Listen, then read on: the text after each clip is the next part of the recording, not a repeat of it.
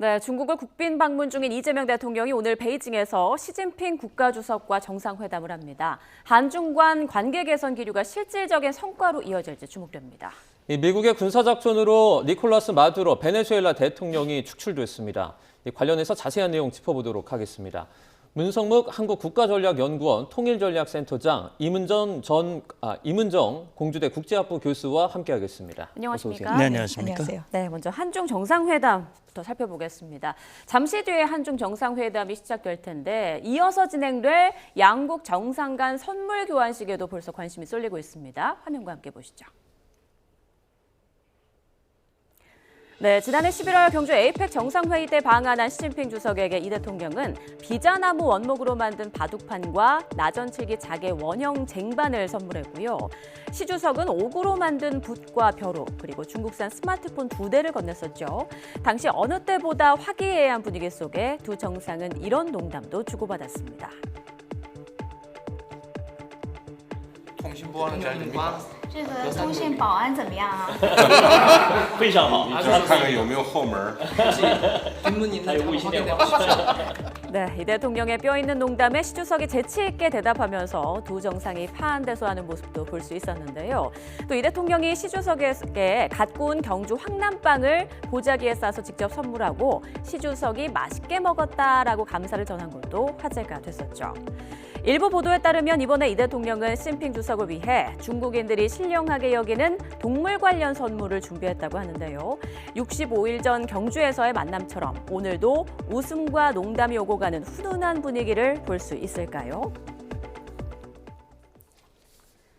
자, 한중 정상이 만나는 거 거의 2달 만이고요. 그리고 한국 대통령이 방중하는 건 문재인 전 대통령 이후 거의 6년여 만이라고 하더라고요. 이번 한중 정상회담의 의미부터 좀 짚어볼까요? 예, 저는 이렇게 빨리 다시 만나게 될 줄 생각을 못했거든요. 예. 11월 달에 만났으니까 이제 채 2달밖에 안 됐거든요.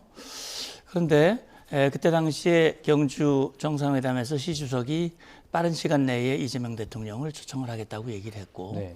그 말대로 진짜 굉장히 빨리 이제 국빈 방문을 하게 됐는데 저는 2가지 점에서 보고 싶어요. 첫째는 중국도 그렇고 한국도 그렇고 서로가 서로에게 꼭 필요한 존재라고 하는 것이 이번 상호 방문을 통해서 확인이 됐다라는 생각이 들거든요. 네. 그러면 중국은 왜 지금 한국을 필요로 하는가라는 걸 봤을 때 지금 중국은 미국과 여러 가지 면에서 지금 경쟁, 갈등을 겪고 있는 상황이고 특히 중국 입장에서는 한미동맹이 그 어느 때보다 강화되고 네. 특히 핵추진 잠수함이라든지 그다음에 한미일 안보협력이 강화되는 것은 중국의 어떤 국익이나 안보 이런 부분에서 상당히 영향을 미치는 것이고 그런 차원에서 한국을 가급적이면 중국과 가까이 있게 하고 싶다라고 하는 그런 생각이 있었을 것이고 더욱이 이재명 정부 같은 경우는 특히 이 대통령은 과거에 중국에 대해서 굉장히 호의적인 발언을 해왔었고 아마 중국 입장에서는 기대를 할 겁니다. 이재명 정부야말로 한중 관계 특히 중국이 원하는 한중 관계를 만들 수 있는 혹이다라는 그런 생각을 했을 거라고 생각이 되고요. 예. 한국도 마찬가지죠. 지금 남북 관계를 복원하고 어쨌든 이 땅이 지속 가능한 평화를 만들려고 하는 데 있어서는 중국의 그 역할과 도움이 그 어느 때보다 필요하다. 특히 경제 분야에서 공급망 문제라든지 여러 가지 영역에서 중국과의 관계를 복원하는 것이 필요하다라고 하는 그런 서로의 필요가 확인됐다라고 생각이 되고요. 또 한 가지를 좀 말씀드리고 싶은 것은 어쨌든 지난번에 만남은 상견례예요. 상견례지만은 그래도 굉장히 분위기가 좋았거든요. 네.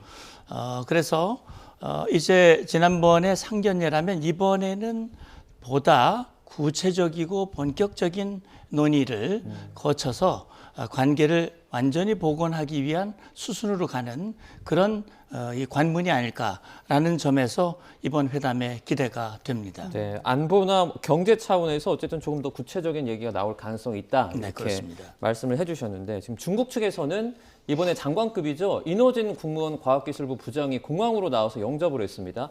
그러니까 이전과 비교를 했을 때 좀 격이 올라갔다는 평가를 받고 있어요. 네, 이제 문재인 전 대통령 당시에는 이제 차관 보급이 나오셨었고, 이제 박근혜 또 전 대통령 당시에는 이제 수석 차관급. 근데 이번에 이제 소위 이제 부장관급이기 때문에 국무위원에 해당한다고 할 수 있는 그런 정도의 인사가 이제 한 급 더 위의 인사가 나오신 거기 때문에 네. 이제 이런 평가들이 나오는 것으로 보고요. 그만큼 앞서 지금 문 센터장님께서도 짚어주셨다시피 한국이나 중국이나 지금은 세상이 지금 너무나 이 신년이 되었는데도 또 어지럽게 지금 시작을 했는데 이런 복합 위기의 상황에서는 바로 옆에 있는 나라들끼리는 아무래도 상황을 관리하는 쪽으로 가야 한다라는 것에 두 리더의 그 중지가 좀 모아진 것이 아닌가 싶고요.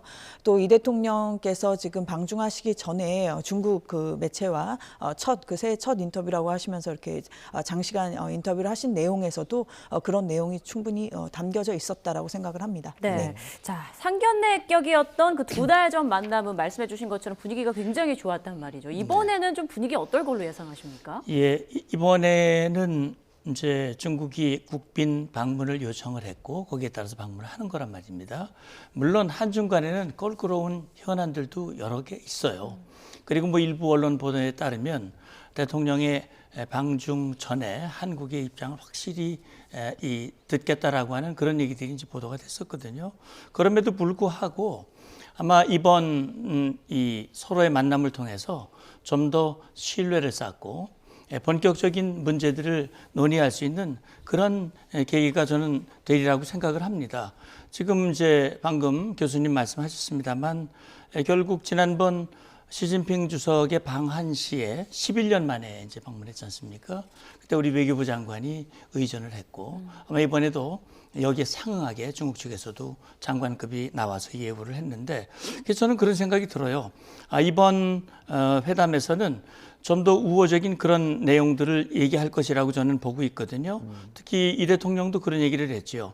한국과 비즈니스 포럼에서요. 네네. 한국과 중국은 같은 바다에서 같은 방향을 향해 함께 항해하는 배와 같은 입장이다라고 얘기를 했는데 결국은 지금 한국과 중국은 실제 공식적으로 나온 얘기만 해도 한반도 동북아의 평화, 그다음에 번영, 안정 이런 것들은 사실 공동으로 지향하는 목표들이거든요. 그래서 그렇게 하기 위해서 한국과 중국이 물론 체제를 달리하고 여러 가지 상황이 다르지만 그 가운데 공통점을 모색을 해서 이제는 본격적인 대화를 확대하고 그다음에 분야별로 안보는 안보, 경제는 경제, 문화는 문화, 과학기술 이런 분야에서 하나하나 이 서로 접점을 찾아서 그걸 실제 행동으로 옮길 수 있는 그런 내용들이 이번 회담에 나올 거로 저는 기대합니다. 네, 이제 오늘 오후에 한중 정상회담이 열릴 것으로 보이는데 지난해 11월 달에 있었던 에이펙 경주 정상회담에 이어서 어떻게 보면 이제 두 번째잖아요. 좀 어떤 장면들이 연출이 될까요?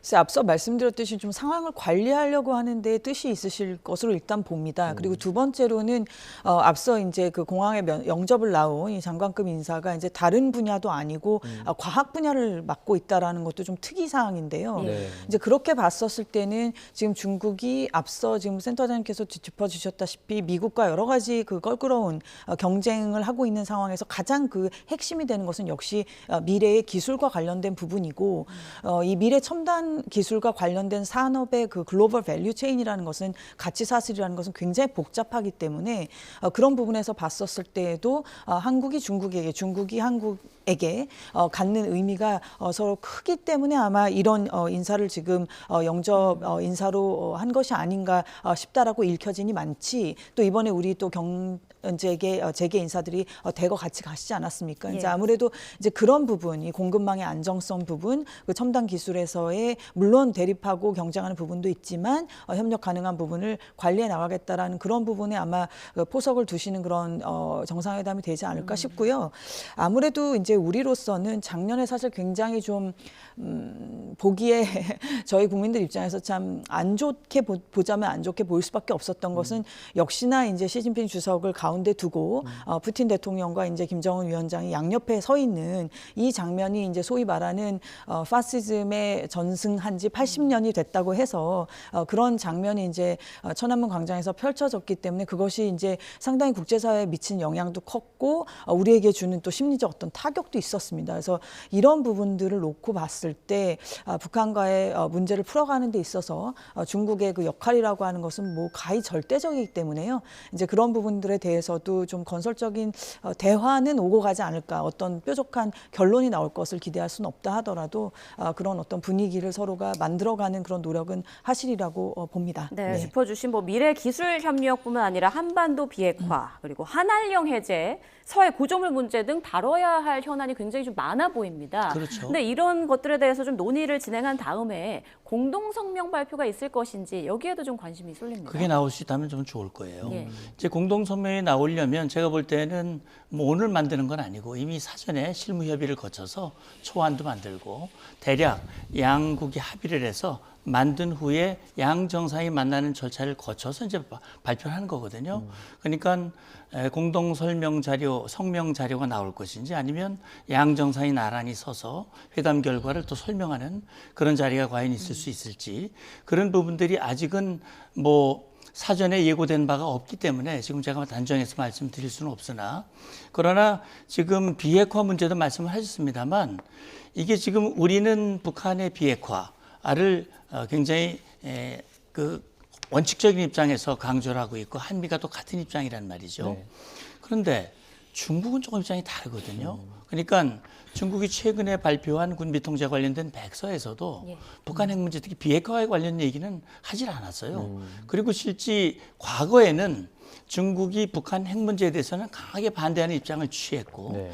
유엔 안보리 결의에서도 북한의 핵 개발을 불법으로 규정을 하고 제재를 취하는데 늘 찬성 투표를 했던 중국이거든요.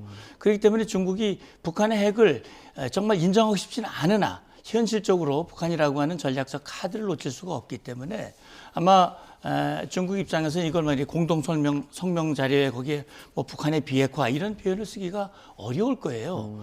그리고 또 우리 입장에서도 예를 들어서 대만 문제라든지 이런 것을 문서화하는 데 있어서 조금 어려움이 있을 수 있습니다. 그래서 문서화를 하는 게 서로에게 좋을 것인지 아니면 일단 구두로 합의를 하고 그걸 하나하나 하는 것이 좋을 것인지는 서로 간에 아마 협의해서 나오지 않을까 하는 생각을 해봅니다. 네, 뒷부분에 있어서 또 짧게 언급을 해주셨는데, 그러니까 이재명 대통령이 하나의 중국 입장 지지한다 이렇게 말하지 않았습니까? 네. 그런데 지금 뭐 타이완 문제나 중일 갈등 이런 부분에 있어서 중국이 우리에게 어떤 뭐 입장을 요청을 하면 전 선뜻 대답하기 좀 어려울 것 같아요. 뭐 지금으로서는 원칙적인 것밖에는 거듭 말씀드릴 수 없는 상황일 거라는 것을 대통령도 잘 아실 것이고 우리 외교부 당국은 말할 것도 없고요. 그거는 저도 베이징도 알고 있다고 봅니다. 그런 정도의 이 문제를 가지고 우리에게 과도한 압박을 과할 것이라고 저는 좀 생각되지는 잘 않습니다. 네. 그냥 그렇게 해서 얻어지는 실익이 별로 없기 때문이고요.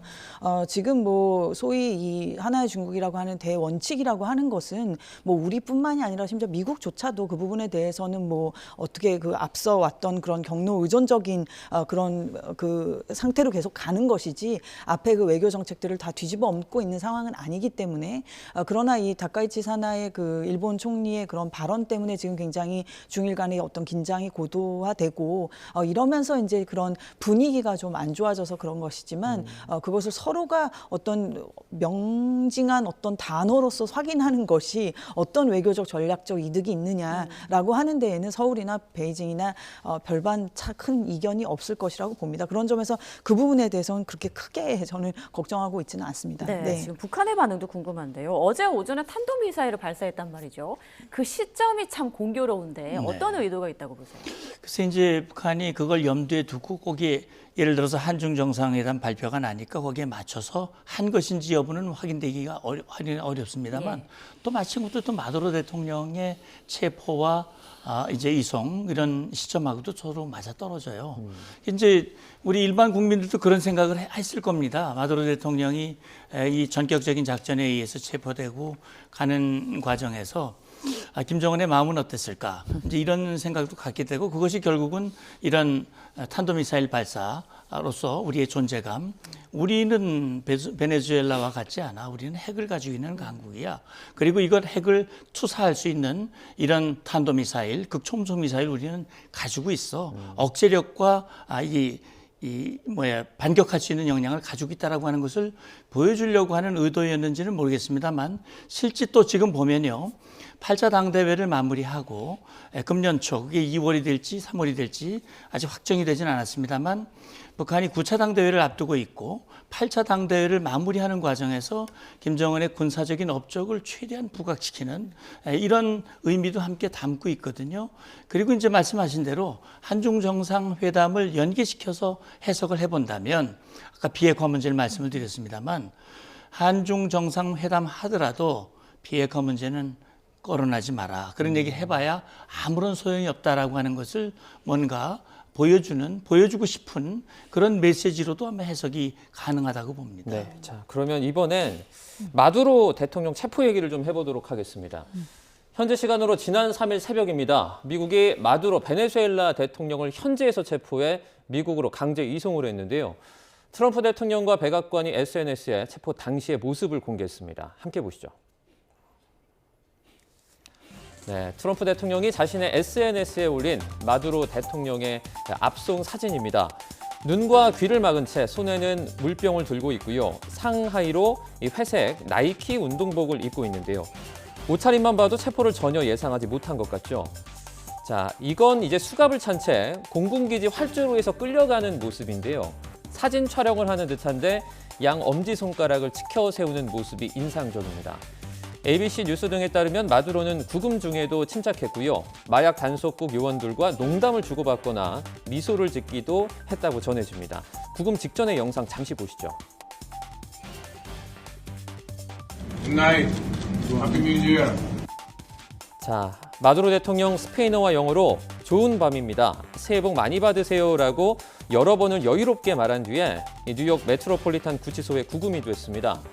마두로 대통령은 지난 2020년 뉴욕 연방법원에 마약 테러, 코카인 수입, 기관총 및 파괴 장비 소지 등 4개 혐의로 기소가 됐는데 앞으로 미국에서 이 관련한 재판을 받게 될 것으로 보입니다.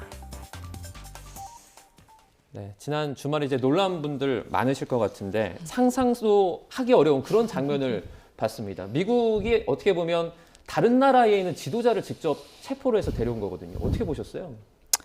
뭐 신년을 시작하면서 이런 뉴스로 아마 시작하고 싶었던 분들은 없으시겠지만 뭐 과거의 여러 역사적 기억들을 떠올려 볼 때 이것이 뭐 전대 뭐 미문이다 이렇게까지 또 얘기할 것도 아니지 않나 싶습니다. 뭐 미국은 자국의 필요에 의해서 전략적 가치가 있다고 생각하는 그런 행동은 단행해 왔었기 때문에 뭐 과거에 예를 들면 뭐 후세인 대통령 모습도 기억나시는 분들이 있으실 거고 뭐 카다피의 그 말로도 기억하시는 분들이 있으실 거고요.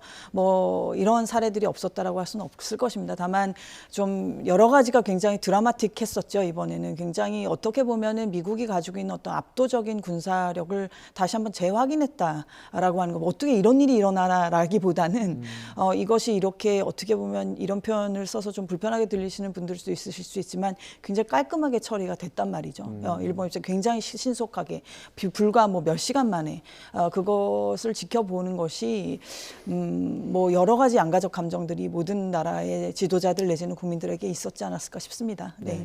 미국의 압도적인 군사력을 재확인할 수 있는 그런 계기가 됐다 이런 말씀해 주셨는데 체포 과정에서 경호인과 민간인을 포함해서 한 80명이 사망했다라는 외신 보도도 있었습니다. 네. 이와 관련해서 또 비판의 목소리가 나올 수밖에 없는데요. 예, 그렇죠. 근데 이제 결국 얼마 전에 미국의 NSS 국가안보전략이라는 걸 발표를 했거든요. 거기서 주목되는 부분이 그런 거예요. 돈로 독트린이라는 표현을 많이 썼는데 결국은 이 아메리카 대륙에 대해서는 미국이 확고한 우월권을 가지겠다라고 하는 것인데 베네수엘라가 뭐 전형적으로 지금 차베스에 의해서 마두로까지 거의 20여 년 동안 반미 정책을 취해왔고 더군다나 특히 마약이라든지 4가지 혐의를 아까 말씀하셨습니다만 미국 법원에 이미 기소가 됐고 현상금도 걸려 있었고요. 네네. 그리고 여러 차례 경고를 했고 이 입장을 바꿀 것을 얘기했지만 미국의 요구를 들어주지 않았고 거기에다가 이제 사실 중국이 개입을 했단 말이죠. 중국이 베네수엘라의 원유 수입을 가장 많이 하는 나라였고 특히 미국이 작전하는 그 시간 그 직전에 중국의 특사가 가서 마두로와 또 회담을 했어요. 결국은 중국, 러시아를 포함해서 반미 연대를 하고 있는 나라들이 미국의 국익을 정면으로 도전하는 그런 상황이 코앞에서 벌어지고 있는 것은 결코 좌시하지 않겠다. 이것은 결국은 미국 우선주의와 함께 돈로 독트린이 결합된 그런 행동이라고 저는 보거든요. 그런데 이제 말씀하신 대로 무고한 인원들이 희생이 됐단 말이죠. 그래서 이게 국제법의 위반이고 아무리 미국이라도 힘으로 그렇게 하는 것은 그건 용납하기 어렵지 않냐라는 그런 비판의 목소리가 있을 수밖에 없는 것이거든요. 그래서 어쨌든 거기에 대해서는 뭐 지금 나중에 나오겠습니다만 이 지지하는 입장도 있고 반대하는 입장도 있고요. 그래서 아마 미국 입장에서는 그 트럼프 대통령의 메시지를 보면 베네수엘라 국민들을 위대하다고 표현을 했고 앞으로 자유와 번영을 선물로 주도록 하겠다라고 하는 이렇게 해서 뭔가 이번에 이 작전이 이 미국 법에 적법한 것이고 그리고 이것은 결과적으로 베네수엘라 국민들에게 이익을 주려는 것이다라고 하는 그런 메시지로 좀 이 상황을 좀 이렇게 덮으려고 하는 것이 아닌가 하는 생각도 듭니다. 네. 자, 앞서 백악관에서 올린 SNS에 올린 사진들 보셨는데요. 올린 글도 좀 논란이 되고 있습니다. 어떤 내용인지 화면으로 보시죠. 네, 백악관이 마두로 대통령 생포 직전 작전 성공 직후에 SNS에 올린 게시물입니다. 트럼프 대통령이 비장한 표정으로 걸어오는 흑백 사진 위에 FAFO라고 크게 적혀 있는데요. 알고 보니 이 문구는 욕설이 포함된 약어로 장난 아니다, 까불면 다친다는 뜻의 강력한 경고를 담고 있는 내용이었습니다. 이 시각 마두로 대통령은 미국 뉴욕에 있는 메트로폴리탄 구치소에 구금 중인데요. 외신에 따르면 열악한 환경으로 이름나 있는 곳이라고 합니다. 한겨울 정전 사태로 수감자들이 얼어붙은 감방에서 지내는가 하면 음식에서는 바퀴벌레가 나오고 재판을 기다리던 수감자가 흉기에 찔려 사망한 사건도 있었다는데요. 또 마두로의 부인 실리아 플로레스 여사도 같은 구치소에 수감돼 있죠.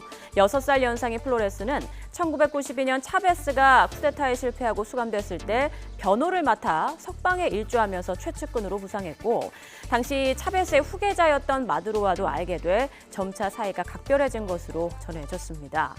베네수엘라 국민은 그녀를 셰익스피어 작품 맥베스에 나오는 부인처럼 강인하고 권력욕이 많다고 해서 레이디 맥베스라고 불렀다고 합니다. 권력의 결합으로 묘사됐던 이 두 사람이 지금은 나란히 구치소에 갇혀 재판을 기다리는 신세가 됐습니다. 자, 먼저 백악관에서 올린 FAFO라는 문구, 이게 욕설이 담겼다고 하는데 공식 계정에 올렸단 말이죠? 그렇습니다.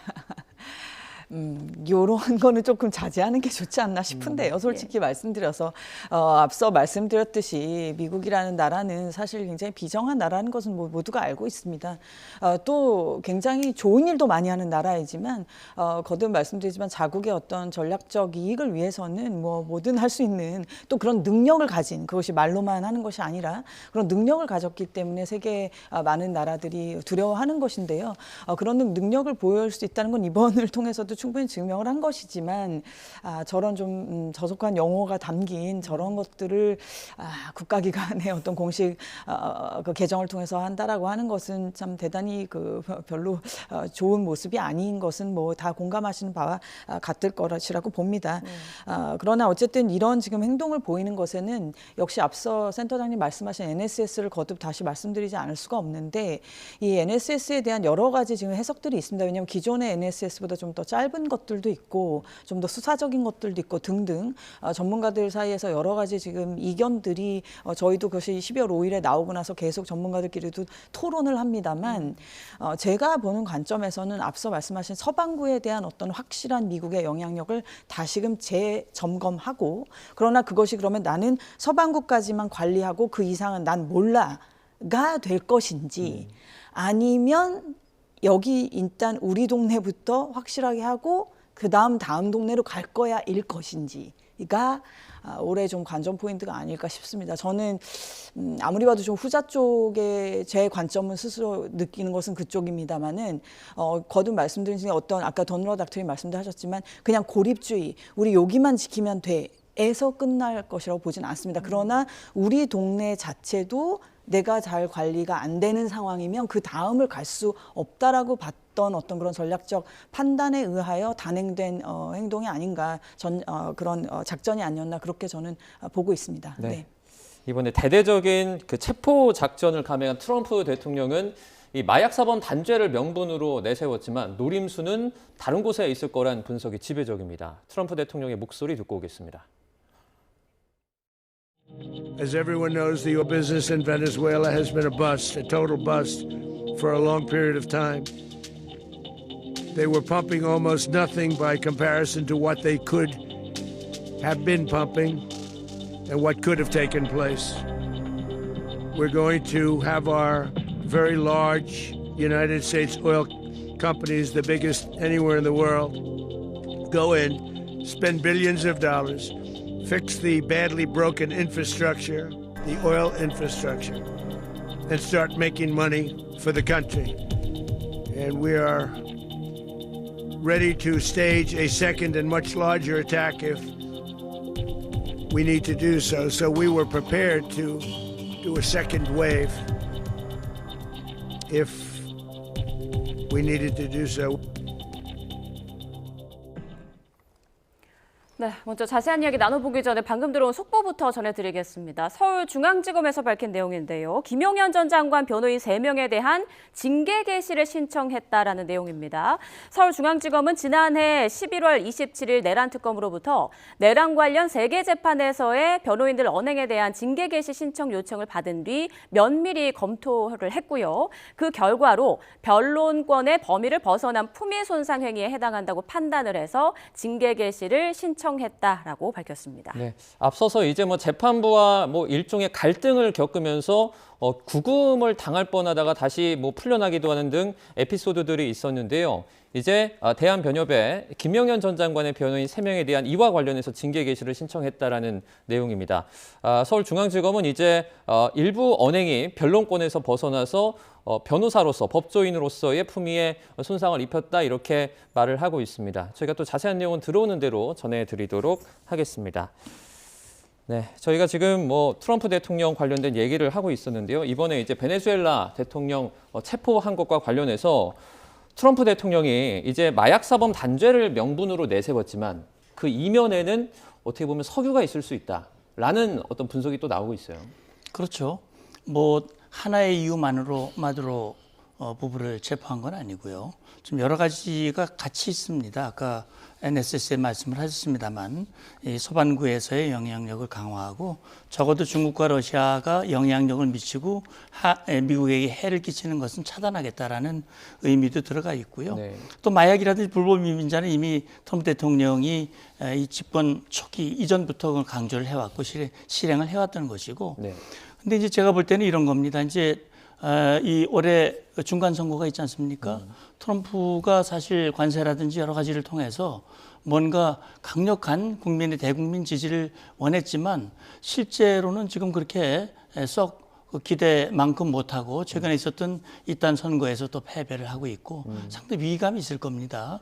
조기에 어떤 레임덕이 오는 것이 아니라는 그런 부분들도 있고 그래서 뭔가 트럼프 입장에서는 미국 미국을 다시 위대하게 하기 위한 뭔가 결정적인 그런 카드로서 이번 베네수엘라 이 조치를 실행한 것이 아닌가. 그렇다면 이것이 미국 국민들에게도 뭔가 경제적인 이익이 따라와야 되거든요.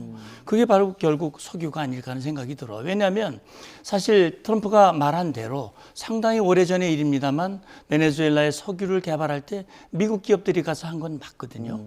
투자를 했고 개발을 했고. 그런데 이제 차베스가 들어오면서 그걸 국유화하면서 미국을 내쫓아버렸고 미국의 이익이 상당히 훼손된 거는 맞거든요. 네. 그러니까 그런 것들을 회복을 하고 그걸 통해서 미국도 이익을 얻고 베네수엘라 국민에게도 그걸 제대로 해가지고 이 여러 가지 경제 복구라든지 하겠다라고 하는 그런 얘기를 하는 것이고, 이렇게 함으로써 뭔가 좀 국민의 지지를 확보하고자 하는 그런 어떤 국내 정치적인 의미도 같이 담고 있지 않았을까 하는 그런 생각도 듭니다. 네, 앞서 교수님께서는 이번에 미국이 우리 동네부터 지키고 그다음 옆 동네로 좀 이렇게 퍼져가지 않을까 이런 예상을 해주셨어요. 그 옆 동네에 있는 국가들은 긴장할 수밖에 없을 것 같은데 어떤 나라들이 속하는지, 그리고 북한은 지금 어떤 생각을 하고 있을지 좀 짚어주시죠. 네, 아무래도 지금 많이 긴장하는 나라는 쿠바가 아닐까 싶습니다. 뭐 쿠바라고 하는 나라의 그 지형 지리를 생각하실 때 뭐 그 지도를 떠올려 보시면은 오죽하면 냉전 때도 가장 3차 세계대전까지 가는 거 아닌가 싶을 정도의 위기 상황이 쿠바에서부터 발생을 했었죠. 그만큼 미국의 지척에 있기 때문입니다. 바로 턱 밑을 겨누고 있는 형국이기 때문에. 그리고 뭐 다 우리가 아시다시피 뭐 쿠바로부터의 그 이민자들이 플로리다로 다 이렇게 이민한 분들이 많으시고 해서 이런 그런 정치적으로 또 보수화가 되고 이런 부분들이 다 미국 국내 정치와도 연결이 되기 때문에 쿠바에 대해서도, 또 쿠바가 그동안 이 베네수엘라로부터 여러 가지 이제 좀 원유를 싸게 들여오면서 또 어려운 경제를 또 이끌고 갔던 것이 있어서 쿠바 정도 긴장할 거라고 보고, 파나마도 이런 군사 개입까지는 조금 쉽지 않을지 모르지만 또 모르죠. 왜냐하면은 이 트럼프 대통령이 취임 일성이 파나마부터 얘기를 하고 시작을 했었던 것을 기억하실 겁니다. 작년 이맘때쯤인데요. 그게 그만큼 이제 파나마도 앞서 이 지금 베네수엘라 그 석유 개발도 그랬습니다만은 파나마 운하야말로 뭐 미국 군인들이 가서 만들고 해서 했던 그 시설이기 때문에 그 부분에 대한 어떤, 물론 파나마 역시 주권 국가이고 거기 국민들이 있으시고 다 있지만 미국의 지금 자국 우선주의 그 마가 세력 입장에서 봤었을 때는 여기는 지금 우리의 피와 땀으로 만들어낸 그런 시설인데, 여기에서 우리의 영향권이 점점 쇠퇴되는 정도가 아니라 지금 전혀 다른 동네에 있는 중국이라는 나라의 자본이 입구와 출구를 틀어지고 있다. 이거는 용납을 못한다라는 게 지금 트럼프 행정부의 지금 관점이기 때문에 뭐 파나마, 쿠바 그 정도, 지금 또 여기가 다 그 자원이 많은 곳이고 또 지리적으로 너무 중요한 곳이기 때문에 아마 그쪽 지역이 먼저 긴장할 것이라고 보고요. 그린란드는 아무래도 덴마크랑 연결이 돼 있기 때문에 그렇게까지 군사행동을 단행하는 것은 현실적으로 쉽지 않겠습니다만 여전히 이 나토와의 지금 껄끄러운 관계 속에서 얼마나 또 외교적 압박을 가할지, 이런 것이 또 이제 관심이 가고요. 북한은 글쎄요, 이것을 당연히 불편한 마음으로 봤겠죠. 김정은 역시 이것이 군사 작전상 가능하구나라는 것을, 작년에 이란의 그 핵시설을 벙커버스터로 그 공격을 했었을 때도 굉장히 심적 충격이 있었을 것입니다. 김정은 위원장의 마음속에, 머릿속에는요. 이번도 비슷한 그런 어떤 공포가 올 수 있는데, 다만 이 지역은 이렇게까지 하기에는 너무 복잡합니다.